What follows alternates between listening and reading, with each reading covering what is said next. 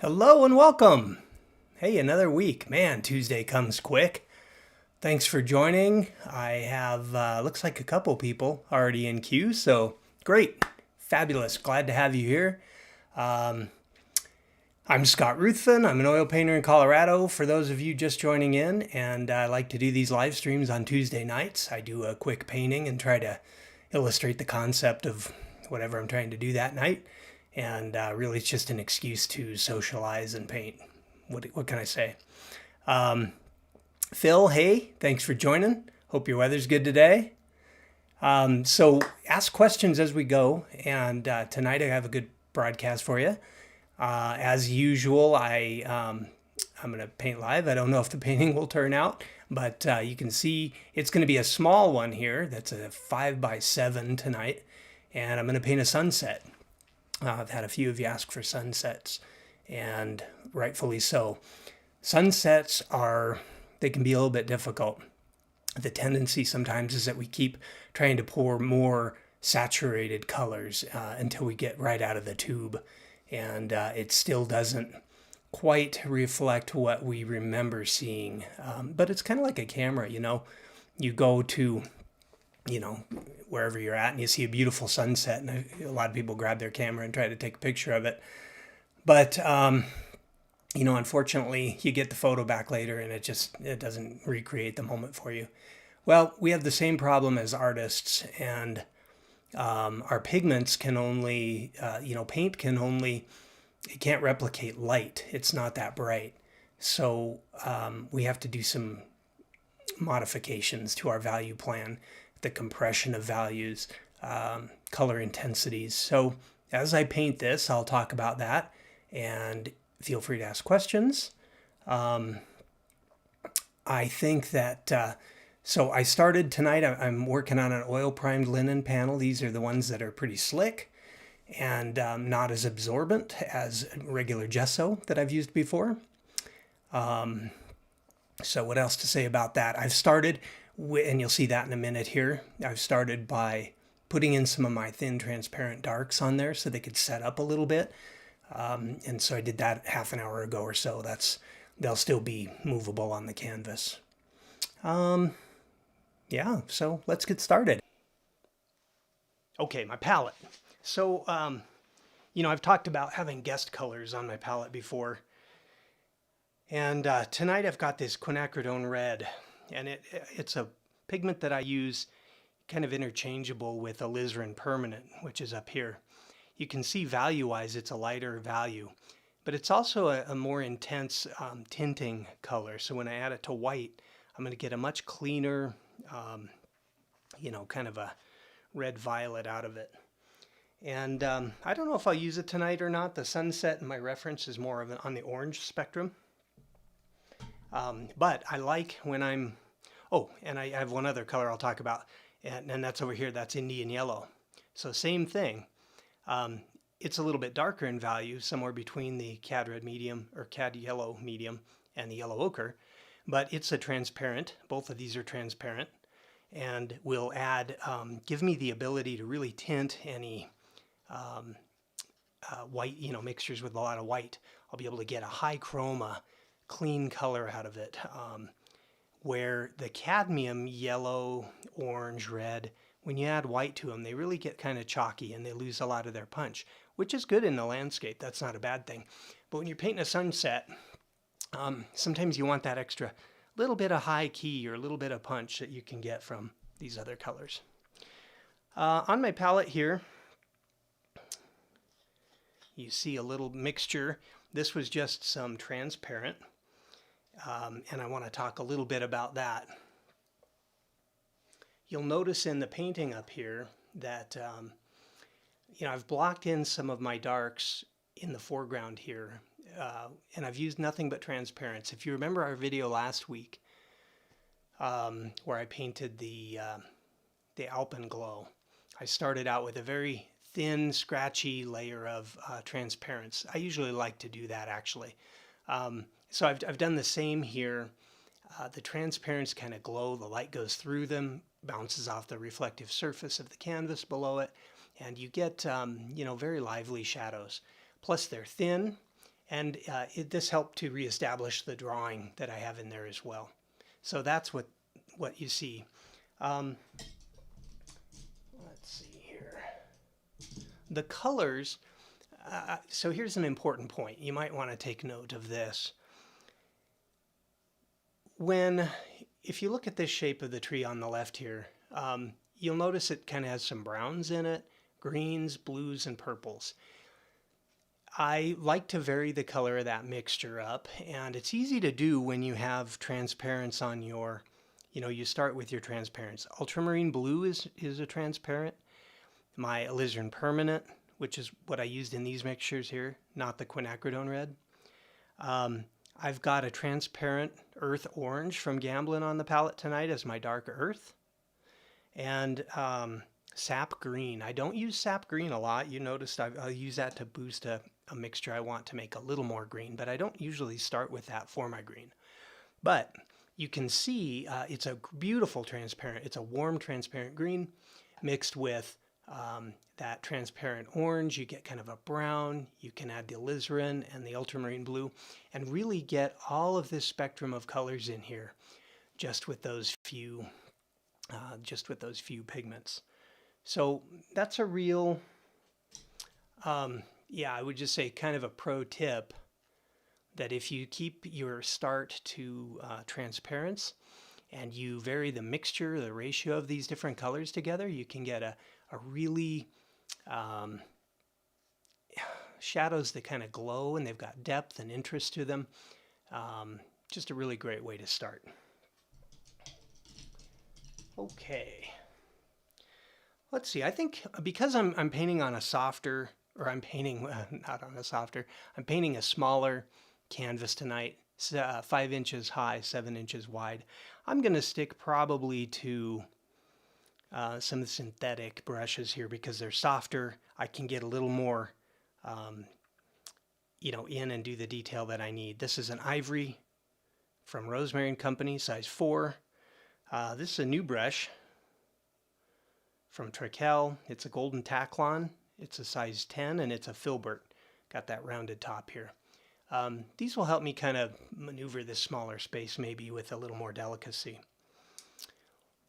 Let's see.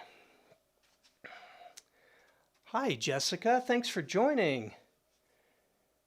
Yes, so Jessica's asking, to buy transparent, is it labeled as transparent? That's a great question, and they are. My tubes are out of reach right now, but if you look at, let me see if I have something. I don't, but if you look at a tube of paint, it's going to be, it'll tell you a few things on it. One is the color, of course, that it is, but on the back or the side, it usually has the components of the color, like PY for the yellows, and it'll have a number, so it'll be like PW, PR, PY, all of the different colors that are going into the mixture to make the color overall. And then it'll also say transparent or opaque or T or O or semi-transparent, and then there's also a light fastness rating. So those are the 3 things you're looking for on the side of a tube of paint. And of course, the ones I mentioned here, they're all transparent by nature, but you can take a semi-transparent, and when you mix it with a medium, and tonight I'm using the Galkid gel again, you by adding the medium in, you're adding to the transparency because you're dispersing the pigment in the medium. Great question, thank you. Okay, so we've got a couple of things we need to solve here tonight. One is to represent a sunset. The other thing, if you look at the references, I've got a very deep depth of space in that photograph. This was taken in northern New Mexico, just outside of Ghost Ranch, which is where Georgia O'Keeffe lived and painted. So beautiful place. This is headed up to Chama, New Mexico at the Colorado border, and pulled off on the side of the road and enjoyed this sunset this past summer one night. So I've wanted to paint this bigger. I'm going to start this little 5x7. Will be a good color study, see if I can pull it off or not. Yeah, and the gel, Jessica, the gel is you can use the gel in a mixture to glaze, and it will, provide a really thin transparent. The gel also, I use the gel quite a bit um, to thin the paint a little bit so it's a little more workable, and it speeds up the drying time of oil paint. Instead of a week, I can have paints dry in a day or two. And then the third thing is when I'm painting in a plein air event, adding this gel medium keeps, as the paints dry, especially dark colors, they tend to absorb into the substrate and they turn a very matte, and they also lose their depth. They're not as dark. So they turn a little bit chalky, and basically they don't appear as dark and luminous as they were. So by adding this at a plein air competition, I'm sure that when my painting dries, those darks don't dry flat, because oftentimes those paintings will sell before the end of the event, and I may not get a chance to varnish them. So it could be a glaze, it could be a medium to just make the paints more workable, and it can it makes sure that your entire painting has a similar sheen to it when it dries. Okay. So depth of space here. One thing you're going to notice if you go, basically all this country is the same kind of shrubbery and stuff, but as you look at the picture here, it goes back in space. It gets bluer and lighter, and so we're going to try to do that. I'm going to start maybe by even mixing up a progression of this stuff here. So let me get a pile going of a color for this landscape here. And so I've got definitely got a green going on in the foreground. I can pop a little of that yellow into there. And I have a nice rich dark green right now. I could even add a little red to that. I added alizarin crimson to begin with, or alizarin permanent. That's a really dark. I don't have anything that dark in my landscape yet. So if I'm going to switch, well, I'll keep this brush for right now. So if I make a progression over here to the right, and I add a little bit of white and blue off to that, I'm going to lighten the value and I'm going to cool it. And these won't be exactly right away, but I'm going to show the progression of this getting lighter and lighter in value and going off into space here. And as I mix some pools one next to each other, one another, you'll see that here. And what's happening is I'm not only adding white, but I'm replacing it. I'm adding blue to the mixture, which is reducing the ratio of yellows and reds and stuff in it.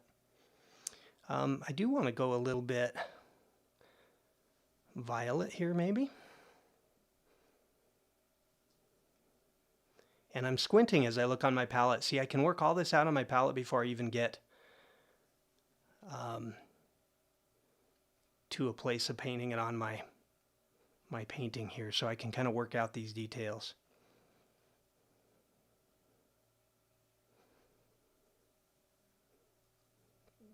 Okay, so I can see that's, as I squint and I look at these mixtures here,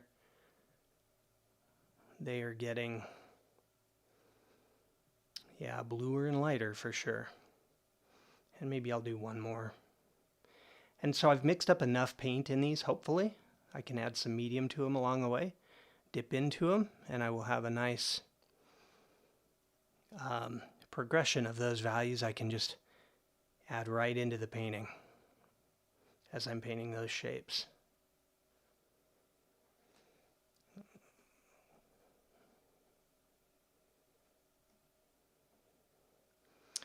All right, Phil's asking, how does the gel compare with liquid? Same characteristics? You know, it is kind of the same.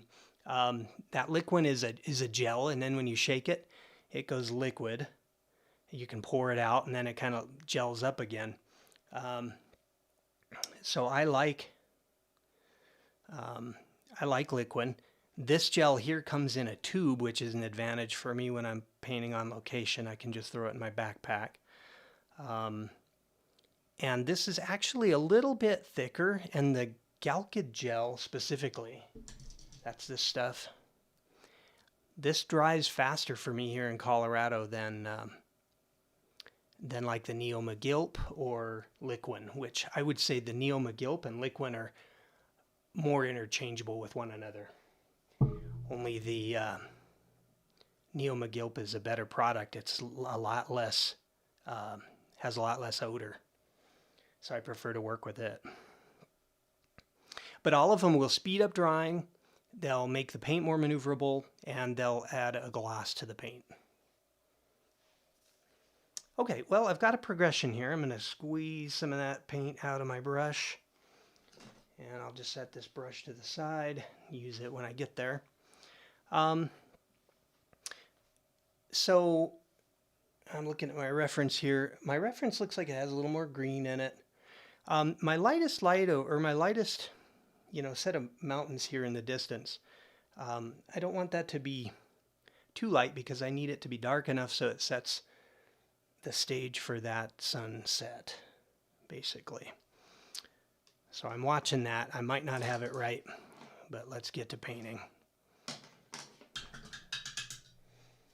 So the first thing I'm going to do, like, I've said I've got, let's see, I've got my darks in. So I'm going to build up some of the light side of these shrubs in the foreground here. Just try to find a mixture that feels about right. It's kind of a green ochre. So I'm going to start with that. I don't want to make it too warm because it is in the shadow. And I'll just put a little bit of this in here. Now, I like this tree on the left, by the way, because it's a nice dark shape, so I'm going to probably make that even darker. But for right now, I'm going to just get some of these shapes in of the these little shrubs. Try to look at my reference as I go.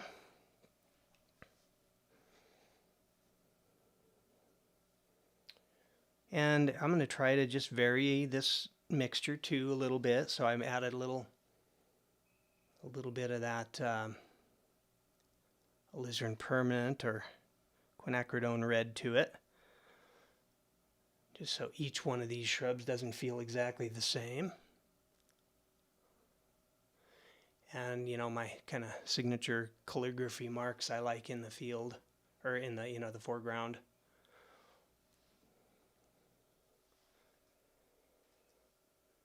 And likewise, I can go a little more blue over here.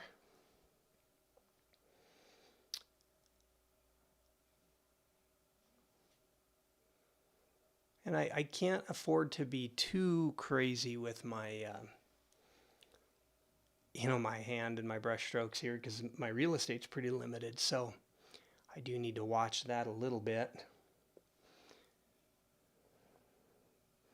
Because if I slip a little too far and all of a sudden I'll have way too much of a shape or whatever I'm trying to do there, so I need to really keep an eye on my drawing right now.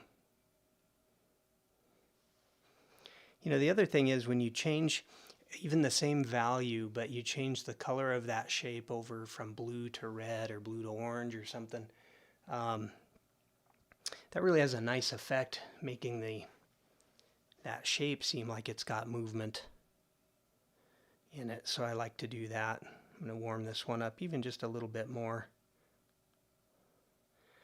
These transparents, though, they're called staining colors a lot of times, and they are it's because they are very good at staining other pigment in the mixture.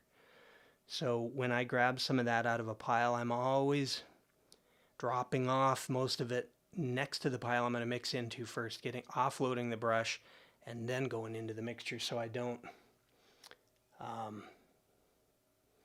I don't contaminate that mixture with too much. Phthalo green, phthalo blue, you guys have heard and probably had nightmare experiences using a little too much of that. Well, it's the same concept. Phthalos are the same thing, very high tinting strength. Somehow I can get away using these, the quinacridone, and it doesn't seem to, be a risky color for me on my palette, meaning I'm not ruining a lot of mixtures by getting too heavy with it. Okay, so look how easy that was. And just pretty quickly, I have put the tops on these shrubs. And what's nice too, in a little painting like this, I can say a lot with just an abbreviated brush stroke. If I went to try and paint this, make this like a 30 by 40 or something like that, right? I would have to come up with a lot more information to make this a workable painting.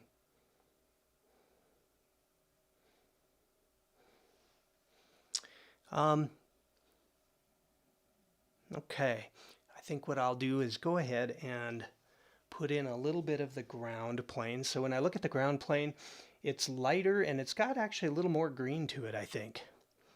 So I'm going to go into my yellow a little bit here. I'm just going to use this mixture because it's close enough. And when I build from this mixture, then I'm going to have a harmonious set of colors already, because this new mixture has all those other ones in it. I don't want it to be too green here, so I'm trying to find that. See how that feels. And it's got to be light, a little bit lighter than I have there, I think. So, and what I want to do here is I like how these planes have a little bit different angles to them. This one, the bottom of this shrub's pointing to this one, and then the bottom of this one's taking you into the background. I'm kind of playing that up a little bit. Always thinking about design. Always got to be thinking about design. And we will progress. So that was my foreground in here. I've got some background then that's the same color, only lighter and a little more violet. So I'm just going to make it lighter and violet and mix right into there. See if that's enough. So you'll notice, if you've been tuning in the last few weeks, whatever I advertise I'm going to teach, it's kind of the last thing I get to, right? A lot of times the effect you're going after, you need to set that up. I could start right away with the sunset, but if I have this other context, then it kind of helps me to set the sunset in there just right.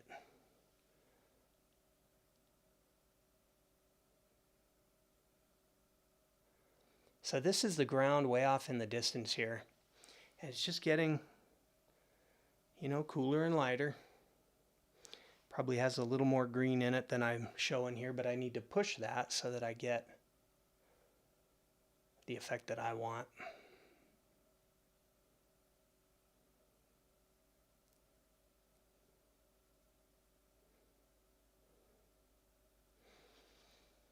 And that's getting there.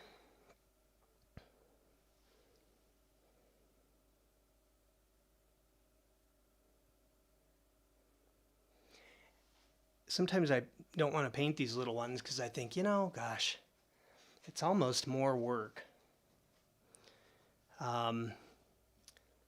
Sometimes painting these when they're small like that, and then doing a little bit bigger one, because you got to be so, focused on where you're painting, where you're putting your brush strokes and stuff. But it's always fun to paint them because they do, they come out like, you kind of, if you do it right, they sometimes just amaze you at how much information they have in such a small space. So that's kind of fun.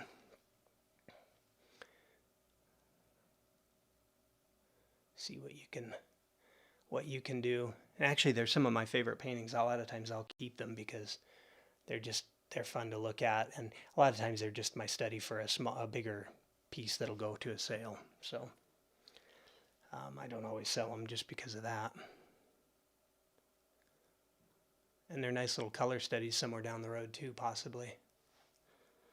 You know, you pull them out again, and you think you want to paint something different, but you remember the color you got in this one in particular was really cool. So that can be a neat way to apply one color concept to a different, a different landscape or, different look. One scene, two different color concepts. In fact, that's a great thing to practice on if you ever want to try something that's kind of fun is, take a scene that you want to paint and you're interested in, and then try to paint it with 4 different color concepts. It's kind of tricky.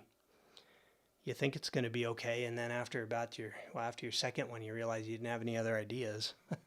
But that's where the magic starts to happen. Now what I'm having to do is I'm having to lighten these piles a little bit as I'm stepping back. So notice I'm going through these piles here, and my darks, the darks of the mountains in the mid-ground and such, these are, that's what I'm stepping back into, and it's getting, cooler and lighter as I go. Hi Deb, welcome. Thanks for joining. Glad you like the reference. That's a pretty one. I don't know if you heard me earlier, but this was northern New Mexico between Ghost Ranch and the Colorado border. Ghost Ranch is where Georgia O'Keeffe lived the end of her life and painted. I was able to paint there this year. That was pretty cool. In the steps of a masterful spiritual painter. They even have her cabin still there. Or it's not a cabin, I shouldn't say. It's an adobe structure. Maybe that's a cabin, I don't know. I have to look into that. Okay, so getting this background mountain in, and you can see some of the texture of the linen coming through here.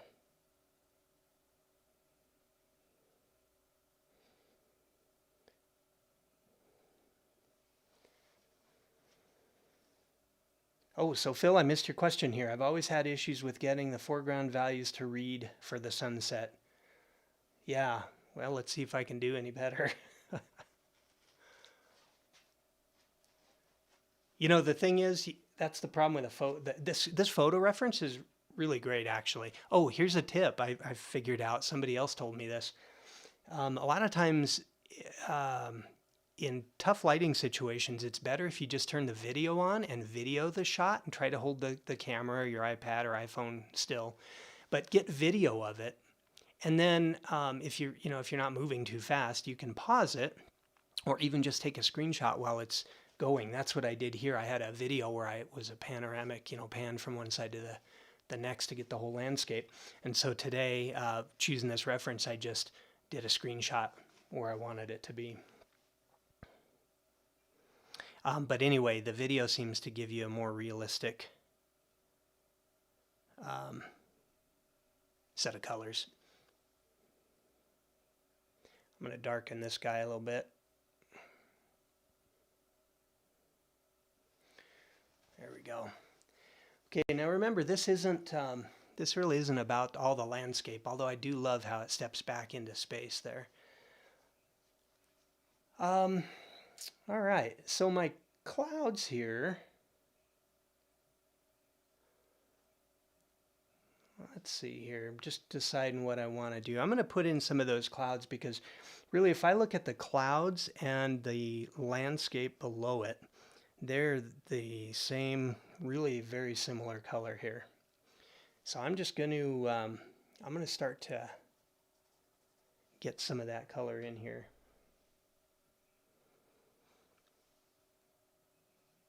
And I've tried to draw kind of an interesting shape on my clouds. And this is where I'm going to have to start kind of mixing in with my tree. Now see, that dried up pretty well. I just went into it and it didn't pick up a lot of paint, so that was good. By putting that, those dark shapes down before we started.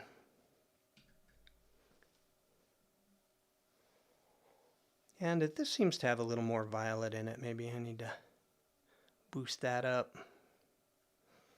Make these clouds fun. But I got to watch my value too. That's starting to get a little bit dark, but it's easy to lighten that up. That's no problem. And so I'm not trying to copy the clouds. They're pretty crazy in the scene already.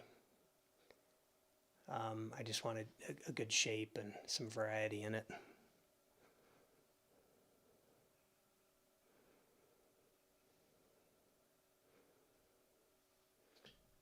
It's these shapes that can get away with you or away from you when you're trying to cover so much ground and trying to understand the drawing and all of that.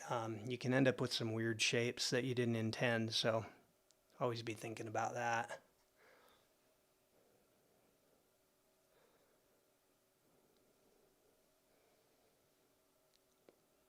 And let's see here, I guess. Yeah.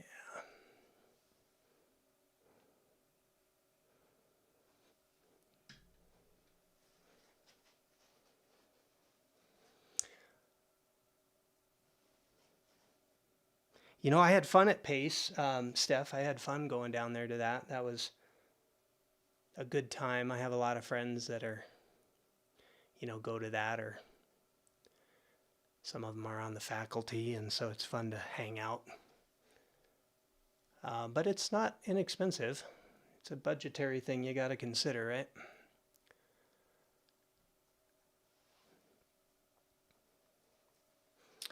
At least I do. Now we all do, I think. Depend on where you want to spend your money. No, but it was a lot of fun.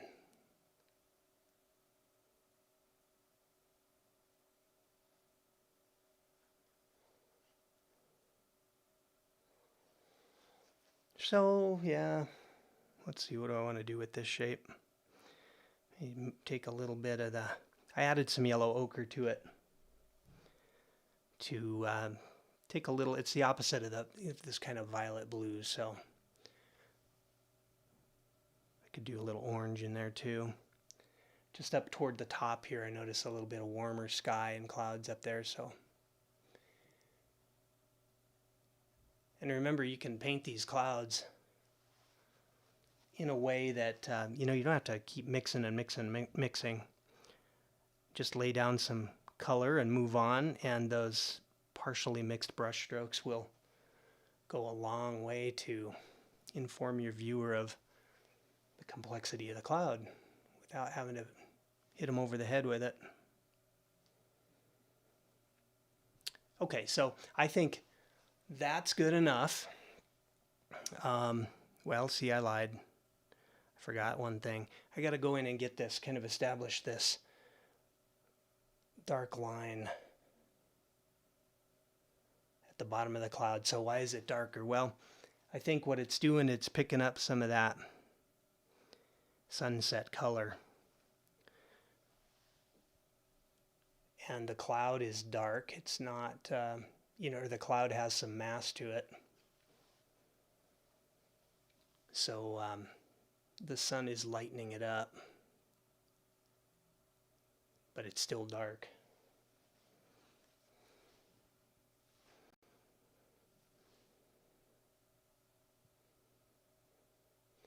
I'm just going to kind of mess that line up a little bit so it looks a little more organic. Okay, well, let's try to get that sunset in there, see if I can pull this off. So I've just noticed I was using this golden Taklon brush. It's a lovely brush, but it is a little too floppy for me, so I'm gonna switch to something else here.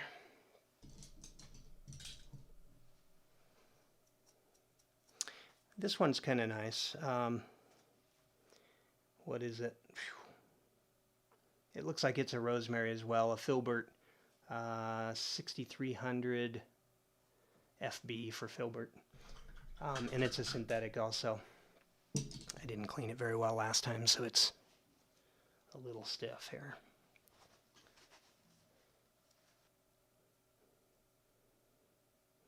Well, so this mixture I'm mixing here is very vibrant. I need it to stay dark and chromatic because the highlight of the sun really has to pop here. And so as you get further away from the sun, you know, I'm gonna show that we're getting further away from the sun by turning the mixture a little more to the reds and the alizarin.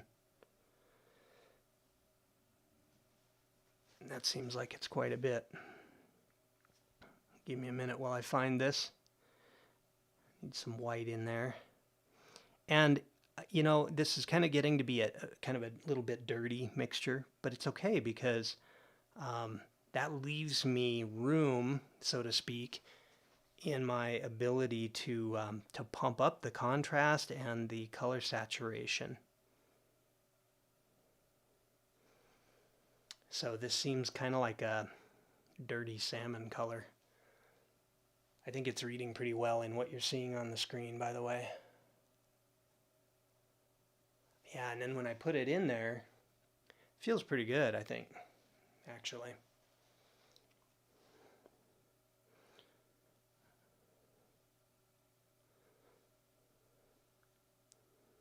Going to my alizarin. Now right now I'm choosing the alizarin permanent because it is a little bit darker, smokier hue than that quinacridone. Smokier, I don't know how that translates, if you're getting what I mean there, but yeah. Okay, so as I trace my brush along these lines, around all those little nooks and crannies, just follow the contour of the shape, the little ins and outs, just kind of tickle that edge.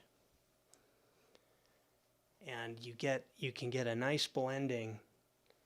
You can always blend more, but it's hard to blend less later. I mean, you'd have to come in with another color to make a sharp edge again. So that blending that I'm doing is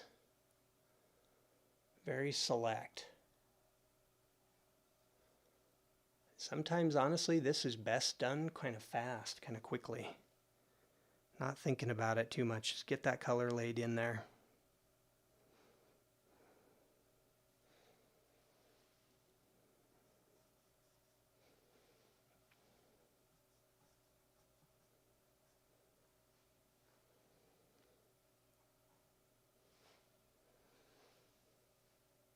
I just keep looking at my reference here to see what I've got, what I might need to change.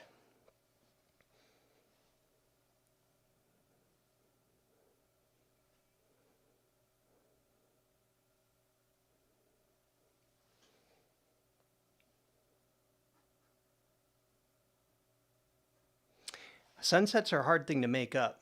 I would always probably have to have a reference. I mean, I could take a reference that's not quite the best sunset and make a workable painting out of it. But what I would struggle to do is just take an imaginary scene out of my head and make a sunset. I think I would start to probably just use a shorthand I was comfortable with, what I thought the sunset would be doing, and it would look not right. So this is really an area to try and really study, get a good photo reference, and study what's going on.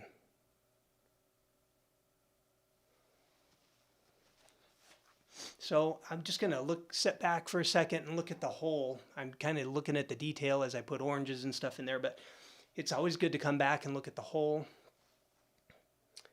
and see if that's coming together. And you know, I think it is pretty well.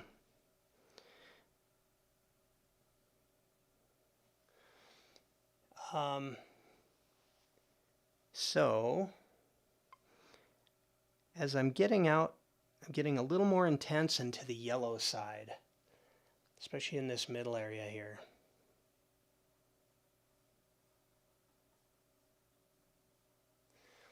So I'm adding some of that color and just lightly mixing it in. And now I've covered up the area where my sun's going to be, and that's fine. I'm going to lay that nice thick layer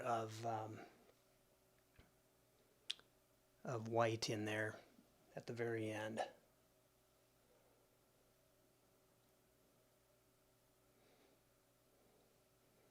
So you kind of got to look and see where you want that most intense white.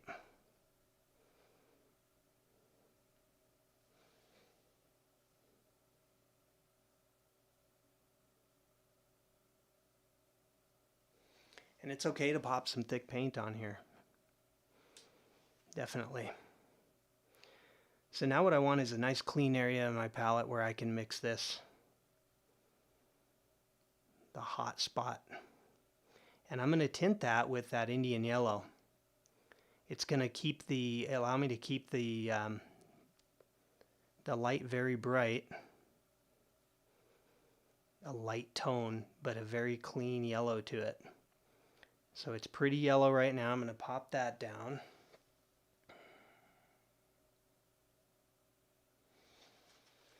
Okay, I could probably go a little more on that. Okay, and now really getting in there with the white. I'm going to put a little bit of medium in there, that Galca gel, just to speed up the drawing, because these whites will take, that one spot will be the thing that's wet in 2 weeks still. Okay, so for this highlight, I'm loading my brush up. I've got a really good chunk of this on there. And there it is.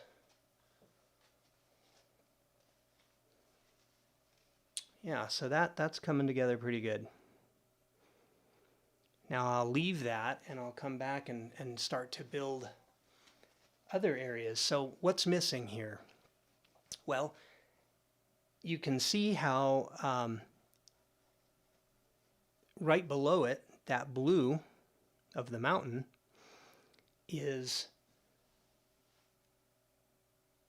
its local colors influenced by the light. So I'm going to put some of that in, and what it is, it's kind of a red glow.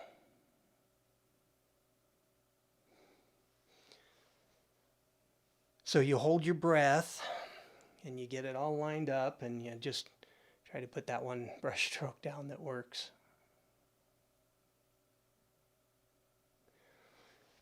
And then you go over it again like I just did. I actually want it to be a little more alizarin permanent in there.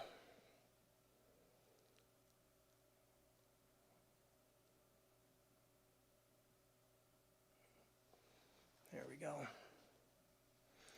And then likewise, everything below it here is being influenced by that color.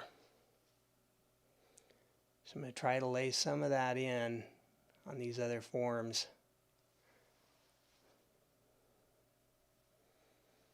as they come forward.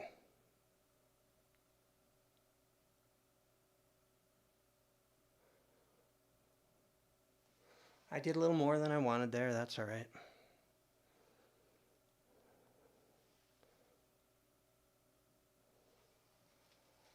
But then this is what starts to, tell your viewer that this object is, I mean, we know it's the sun or whatever, right? But the believability comes from how the light is,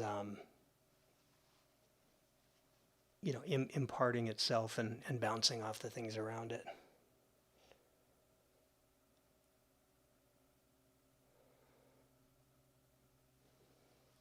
So what I'm trying to do here is just really show that glow right alongside of shapes up.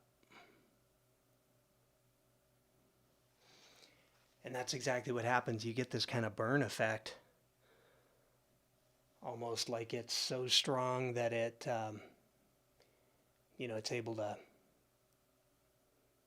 kind of disintegrate the edge of whatever that form was. So I think that's looking pretty good. Probably go a little bit over here. So if I weren't filming, one thing I would do would be I would load my brush up with a color like this light color, and I would start near the source where I would have most of the paint on my brush, and then I would drag the brush away from that because then the brush is losing the color. And but I can't do this on the left side so well because I'm a righty and I'm filming. See if I can do an overhand.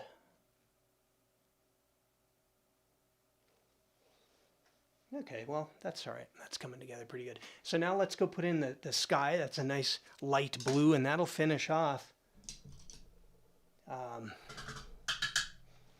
this effect. So I got to get the right light blue now.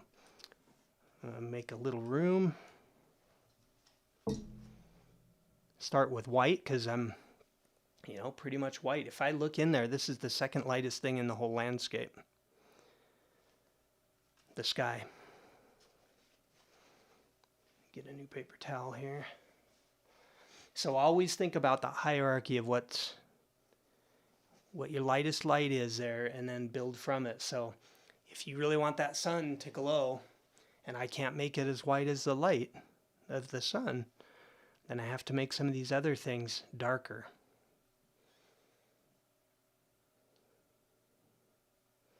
That's pretty light, but I think when I put it up on the canvas here, it's gonna probably be pretty close.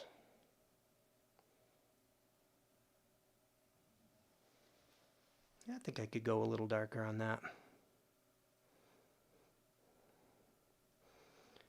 And remember, when you add more paint in there, you're building chroma. Or when you add, like I added more blue to this white, that still reads as blue, a light value, but it's, chromatic blue sky, and you want some punch in your paintings for sure. So let's see, I got to figure out the shape I want here.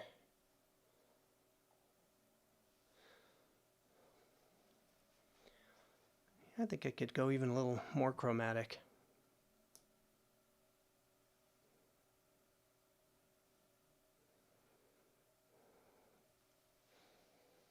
And of course, as I go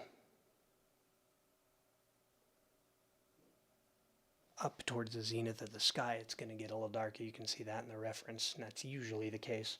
But just go with what you see.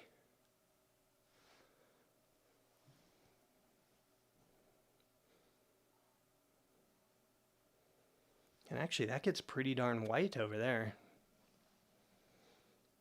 So what I'm going to do is get this color kind of blocked in. And now I'm going to just kind of skip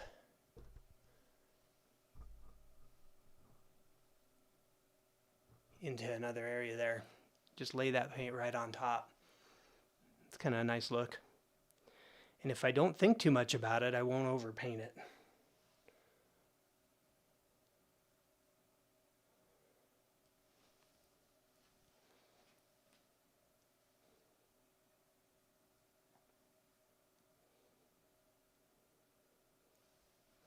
So I went and did some plein air painting over the weekend.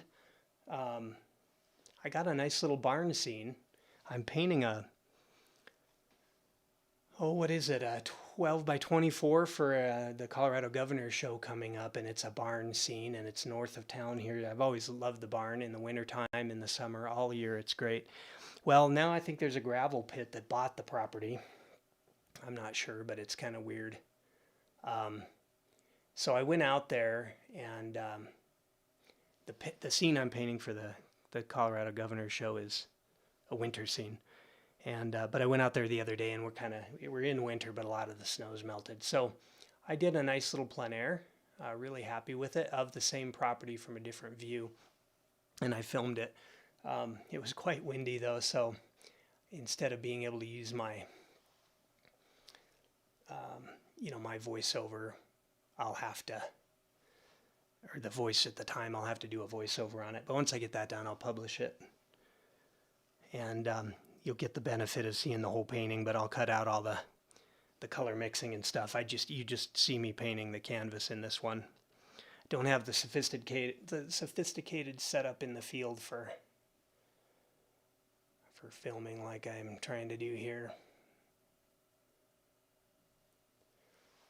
Okay, that's kind of a bunch of cool shapes there. We'll stop there. Okay, so now I'm going to go find another brush here, and I'm going to work on the dark of that tree. So as I'm covering up some of this nice glowing undertone here, it's kind of making me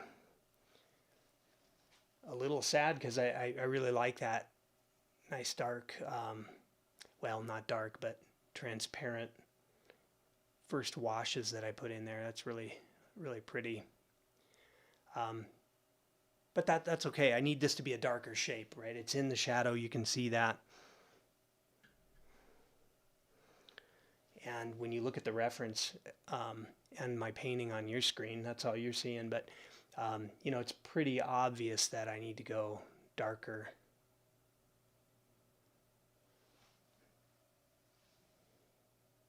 On these trees.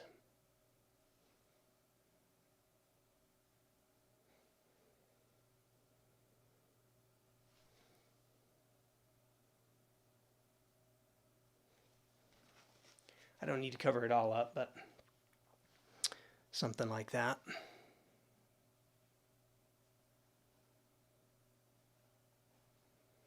And I'm just kind of getting the edge work in the way I want it.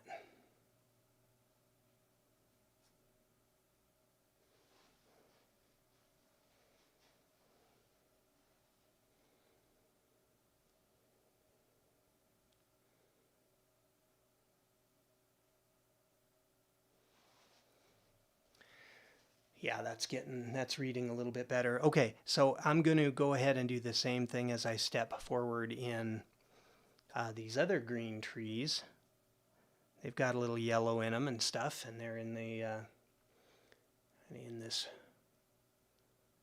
foreground here.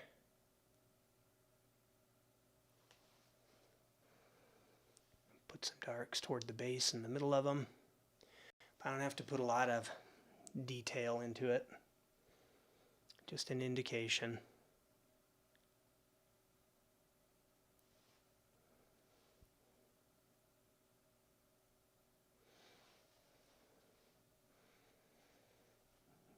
And I'm gonna take that green, and I'm gonna move to the right here, which is getting ever so slightly lighter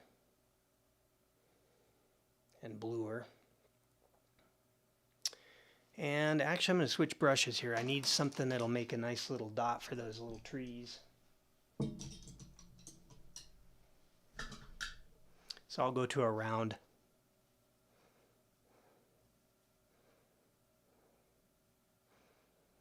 And I need more paint. So what's happening is my paint mixture is pretty thin, and I'm just ending up with more of like a watercolor here. So it's easy to just starve your palette and don't want to remix, but then you're really just getting too thin of a mixture.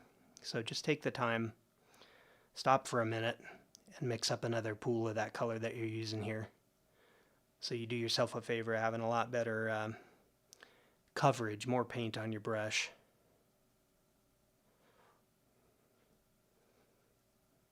Okay, I think that looks pretty good there. Might not be dark enough though, I need to check here. Yeah, I think I need to go a little darker. So I'll just go into the darker mixture there. Probably still not enough. There we go.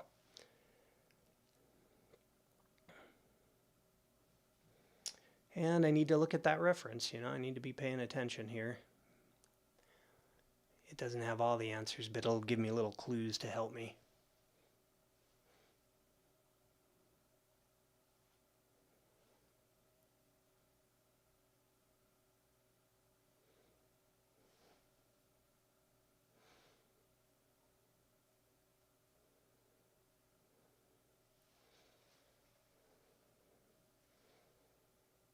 That's a pleasing scene, I think. This spot in New Mexico is very different from side to side and top to bottom, very different landscape. But this particular area of New Mexico, I really enjoy it's so quiet and it's so, just serene, as you can get a feel for here.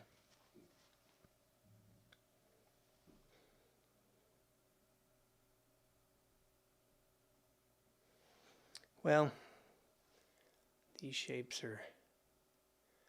need a little more time and work, I think, to get right, so bear with me.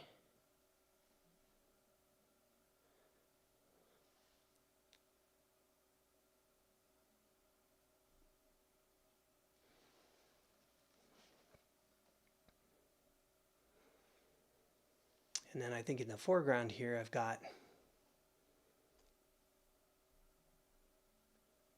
some darks I can put in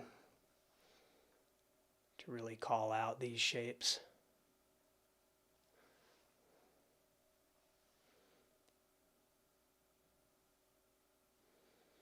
Now I don't want to cover up all that nice color I put underneath there, so I'm just adding some kind of dark highlights, really is what the opposite of a highlight, but in a dark accent, I guess would be the appropriate term.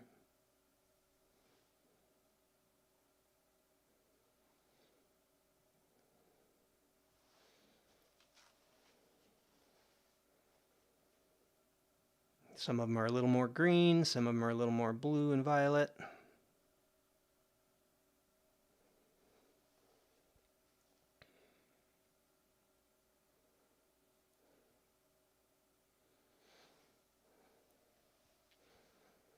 But I want there to be unity in them too. I don't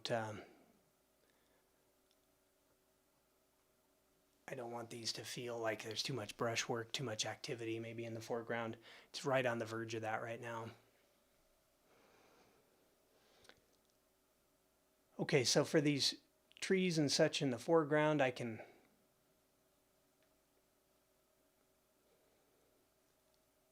really, punch some darks into those.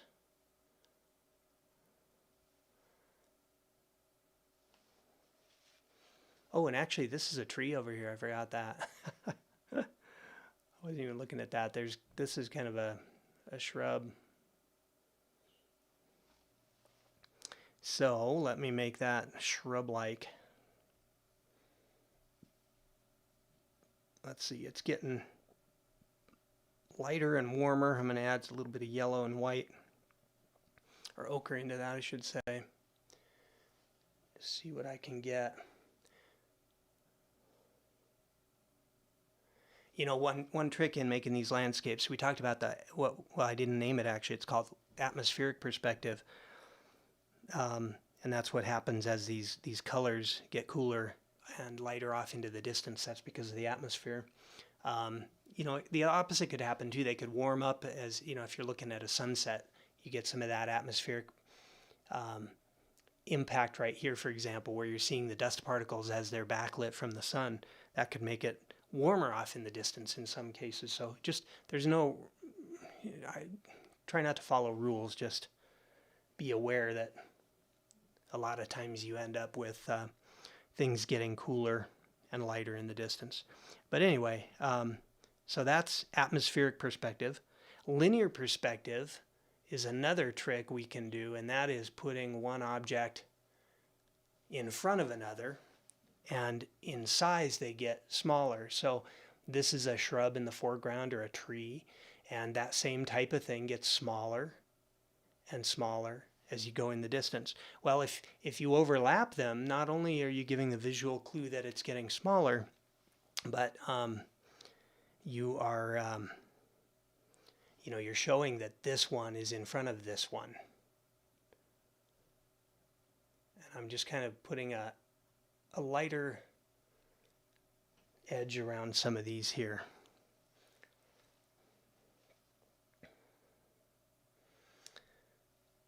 Jessica, thank you. You say it's looking really beautiful and not even finished. Well, maybe I should just stop. I tell you, I've ruined a good number of paintings in my time by continuing to paint. Okay, so I have some white areas in here. I need to decide what is that and how do I want to deal with it. I think it's kind of a darker value in there on the violet side. And what do I have around it? So if I want to set this apart, I've got lighter shapes that are on the green side. So if I go with a darker shape on the violet side, might be the ticket there. A little too dark. I'm going to lighten that up just a hair. Maybe go with a little more quinacridone red.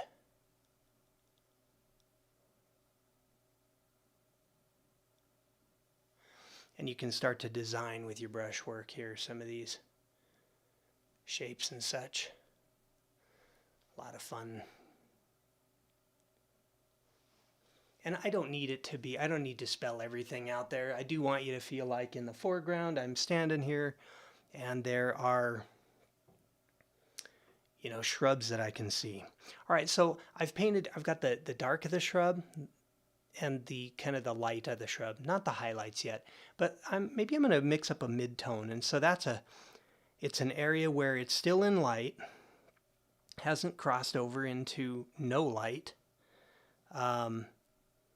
And so it's usually a little more of the local color of the object, meaning what its natural color is. So these are kind of a blue, what are they? A blue-green, kind of a blue-green shrub here. So let me see if I can get a chromatic blue-green that looks good on some of these. And it's the spot between, what this does is I need a little more yellow in there. This is the color that halftone can bridge that gap between the shadow shape and the light shape. And add that third, kind of a three-dimensional feel.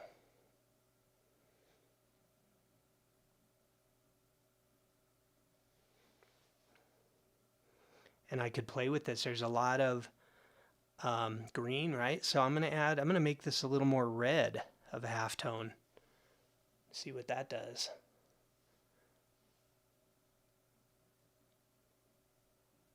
Kind of interesting. I'm going to lighten it up just a hair. And I should be looking at my reference instead of just making this up. But yeah, it's weird. You just put a little bit of this halftone in, and then all of a sudden these really have a three-dimensional feel to them. And honestly, this might be a little too subtle to even pick up when it dries. So I probably will just stop a little bit there. Okay, so now let's go put something cool in here. I'm gonna smudge some of my paint around here to cover up some of these white little pieces of canvas that are showing through. I don't like that. Some of it's all right, but all I need to do is just move some of the paint that's already on the canvas around a bit.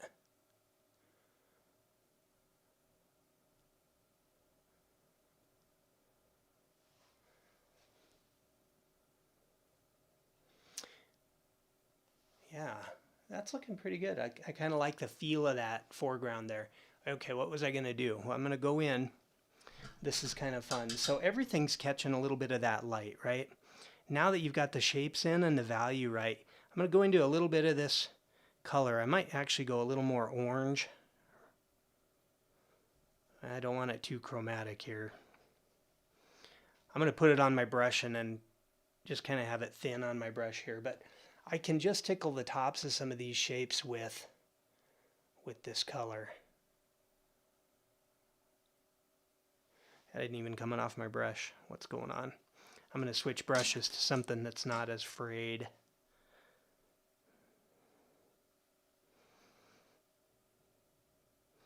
And again, this shouldn't be so light that it competes with the light source. But you do get a little bit of this nice color on these things. Now see that? I had a little bit of a light right here, and it came off my brush.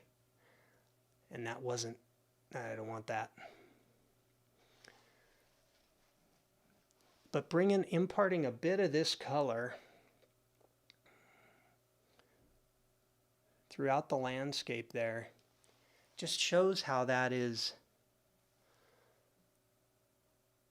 you know, how the light's just glistening off these little forms way out there. And a lot of times, kind of in the foreground, I like to do one or two of them that are a little bit more than the others. Just so you know, you don't want to do this on every shape. It's really just what's in the field of view. I'll even put a little bit on the ground plane there. So that's kind of fun. That's just a fun way to, yeah, you're just painting with light, and I like it. It's a lot of fun.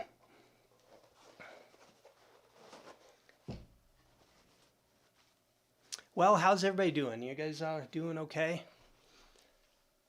Hopefully this is informative. All right, so I'm going to,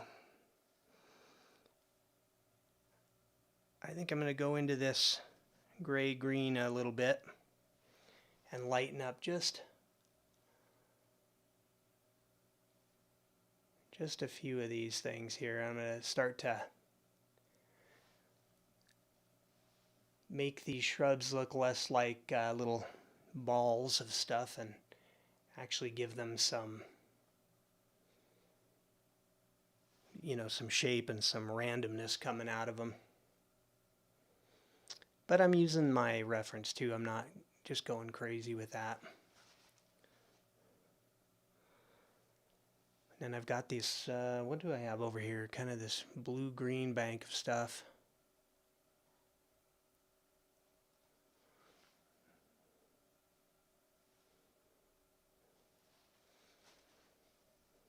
I don't know if I love that shape, but that's okay for right now.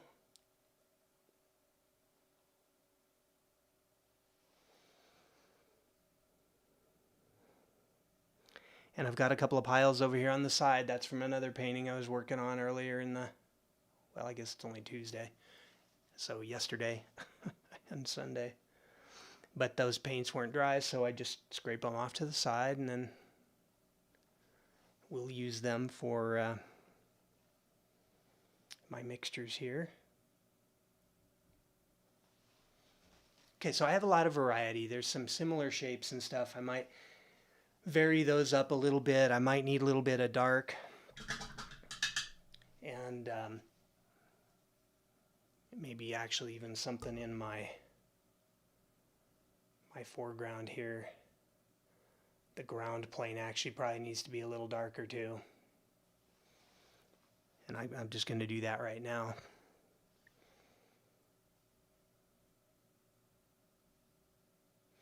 You know, there's little rocks and bumps and stuff here on the ground plane, so just adding that in there, I think, added some dimension to it. Okay, well, we're kind of getting there. I have a little bit extra paint on the sky, so I'm just going to use my palette knife and go in the direction perpendicular to those lines of the clouds. Scrape some of that extra back, just because it's a little bit too much texture for what I want. And let's see, what else is going on in here? I think one thing I notice is at the top of the clouds, at the top of the clouds there's kind of a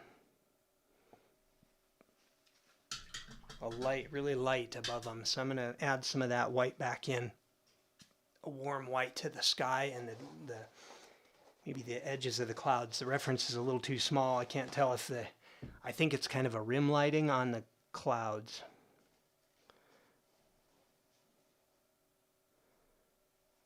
And it's a mix. It's a mix of that blue sky and a little bit of my yellow. So let's see if I can not mess it up. No, it's kind of hard to get that on there, actually. It's not really taking too well.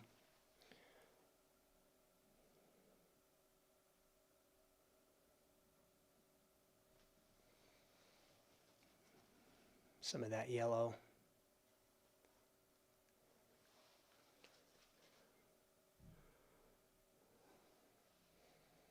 See, like I said, when you don't think about it and you just put those nice calligraphic, I don't even know how you say that word, brush strokes down, sometimes just doing it fast and quick and just responding to what you think it is a pretty good strategy. Don't overthink it. So I'm going to bring some of this over here.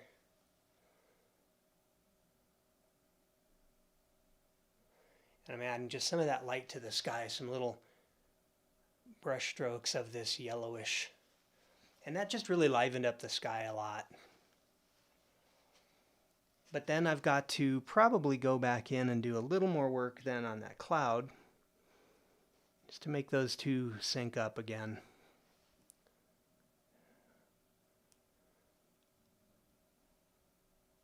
And I should look at my reference just to be sure I know what I'm doing.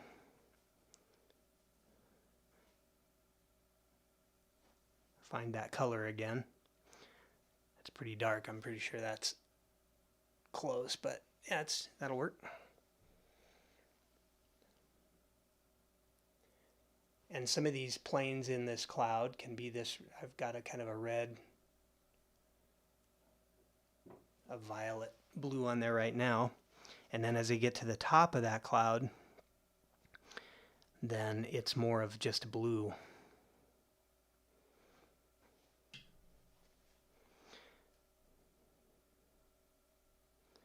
Try and get that value right. Yeah, it feels pretty nice. And I don't know if you're picking it up on the camera. I'm going to go a little bit brighter, a little bit lighter, and then that blue is, yeah, just more toward the blue side. And then that makes it, kind of rounds the form of those clouds.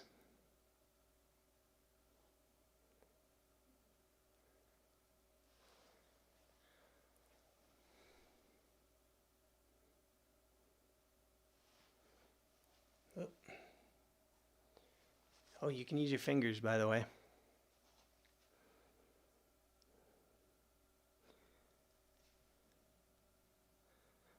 That's why we got them.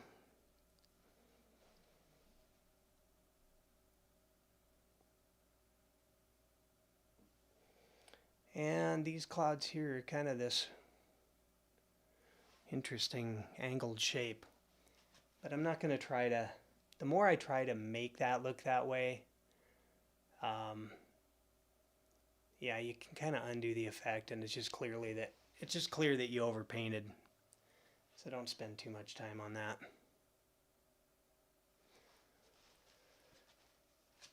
And then, I don't know, but I'm going to grab a soft brush. I kind of feel like maybe I'll soften that sky a little bit.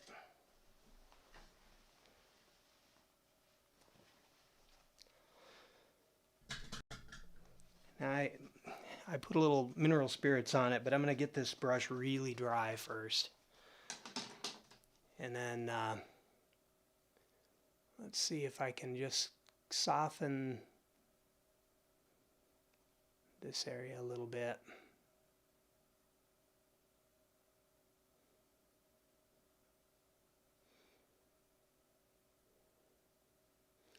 I like the colors and I don't want to mix them and blend, but I do want to soften the sky a little bit there, or soften the brush strokes down a little bit.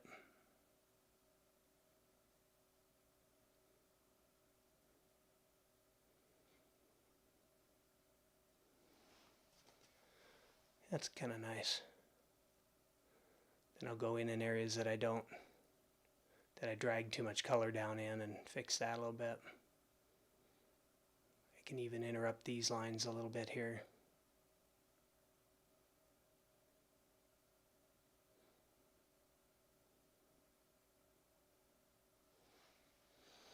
And I could pull some of this orange, just lightly kind of loading my brush with that.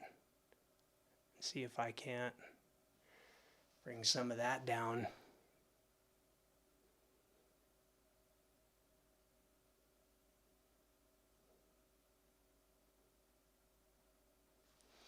There we go. That's actually a little too much right there though. Okay. What have I missed? I just have a couple of little areas that I would clean up. They're much more visible in the reference that you're looking at. But some of the white canvas showing through that I don't want. And then as I go over to the side, then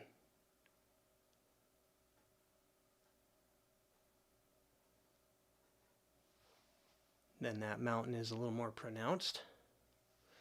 I can add some of that chromatic blue in there. Something like that. I'll just make that a little bluff. I have a lot of fun with this.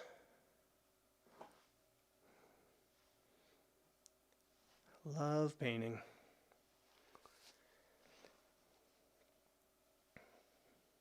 Oh, Jessica, thanks. I'm glad you like the warmth to the shrubs.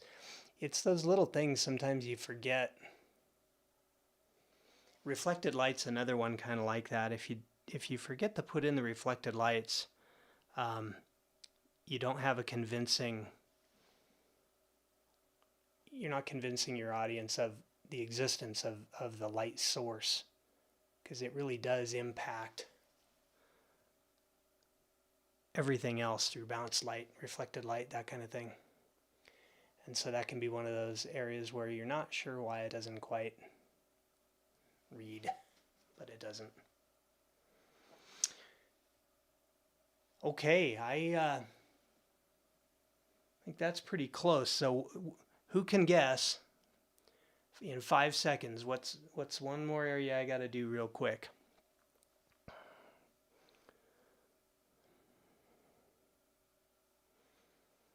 Nobody. I'm going to put some sky holes in this shrub over here. I got to pick the right ones. But this will really make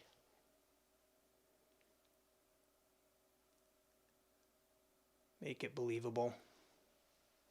I don't want too many of them. And I can pick up some of the color in the surrounding area and bring that in. If I don't like a color that's gone too far, I can use my finger brush and smush it. Can soften an edge a little bit there. Now I've got this kind of a pink that's coming through. So let's add a little bit of that in there. Just looking at my photo reference a little bit here.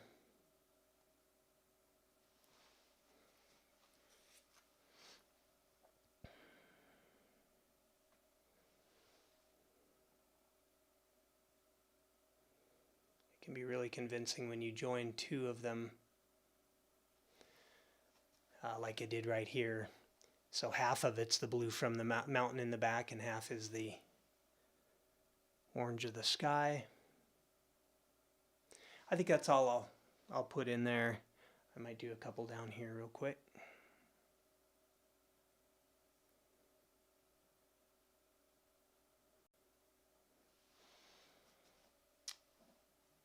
And then I think what I'll do off camera is I will clean up this shrub a little bit here, put in some of the details, and then I'll probably sign it.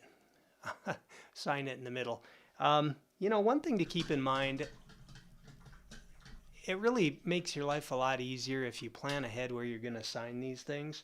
These little 5x7s, I kind of like to sign in the middle, and I hadn't even thought about it until just now, but think about leaving yourself a little darker space somewhere in that foreground that you can sign. If you're going to sign it like I do a lot of times with a sharpened implement thing here, then you're just cutting through the paint and you're cutting back usually to the white canvas. So if you put, if you've got a nice area of some darker paint, then your signature stands out a little better. All right, so that's it for tonight. I will switch back over onto main screen. Give me 1 second. Okay, well, thanks for joining. The main concepts are the things to keep in mind with a sunset. You try to avoid going straight out of the tube with the color, and you try to avoid going too light so that you can't really portray that direct sun. Those are the two main things that you're looking to do. So getting your value structure right, and things are typically a little bit darker maybe so that the lightest light still really glows and it looks like light. But you don't want to use just white because it doesn't glow like sun, so you need to have a little chroma to it. But when you add other pigments to white, then it gets it gets a little bit darker in value. So allow for that little darker white to be your whitest white. Everything else has got to be relative to that. Hey Jim, you're welcome. Thanks for joining again tonight. So that's one thing. A little more chromatic colors, but they're still grayed down. You're not going for that pure red and pure orange and yellow out of the tube. It's just going to look garish in the end, and you don't want that. Then the other thing is, you're muting your other colors down correspondingly as well, and you're showing that atmosphere as it goes off into space, which we did pretty well tonight. I'm looking at the reverse image in the camera, and it reads really well from here. It's a small image as it is, and I'm seeing the reverse of it when I look at my screen here. So that's always a good test to find errors, by the way, in your drawing or anything. Look at the reverse image or across the room and see if at a thumbnail size the painting really reads. Now my voice is a little scratchy. Let's see, what else?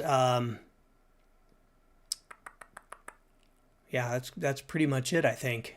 We used linear perspective, showing sizes of the trees getting smaller in the distance, overlapping to show their relative space in time. And then, we really just kept the brightest, cleanest, most intense color that we have in the painting for the light source there. And just remember that even though the sky is light too, it can't compete with that sun. Yeah, so you're going to have to bring that down in value. I also went a little lighter on my foreground there than the reference, because I know even a good camera is going to make the stuff that's in shadow a little bit darker. And so I've lightened that so it still feels bright and you can see into it. And then, the last and maybe one of the most important thing was to drag a little of that light color on the objects as they're coming forward. Not everywhere, just in select little areas. And it shows how that light's influencing the local color of the shrubs and stuff. So thanks everybody for joining me again, and I got another week in the bag. This has been fun. This is a 5x7. I'll clean up the edges a little bit. I don't think I'll really have to repaint any on this. Some of them I spent a little more time than others, but this one's done really. I'll sign it, dry it, and then I'll put it on my website. I did photograph a couple of paintings that I've done on past past live streams, so I'll load those on my website this week if you're interested. You can buy direct from me. That's great. I love that. Helps me support my painting habit. And that's it. So I will see you next week. Keep a lookout for the plein air video. I'll edit and publish that probably later in the week or maybe even Saturday. So look for that. That's a really informative one on watching me do a painting start to finish on location in windy conditions. So thanks again. Good to talk to you all. Thanks for the great questions and being engaged. And I will see you guys next week. All right. Take care. Bye-bye.